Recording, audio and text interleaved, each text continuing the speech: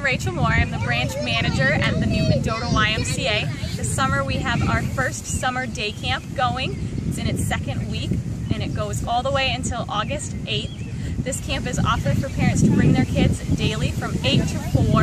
Kids can also sign up for before care from 7 to 8 and after care from 4 to 5:30. Parents can register their kid for the whole entire week, and they can also sign them up daily if they need to send them just a couple days a week. They can also sign up for options like bringing them only until noon or bringing them at noon and picking them up at 4. And there is also discounts for multiple children. Kids do activities like craft each day. All of our weeks have a theme to them, and they also get to go swimming twice a week. We have lunch provided on Fridays, and we do lots of fun field trips. Today we're at the lake doing a scavenger hunt.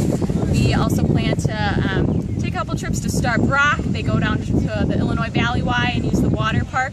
And we do lots of fun activities, snacks, games. The kids have a blast.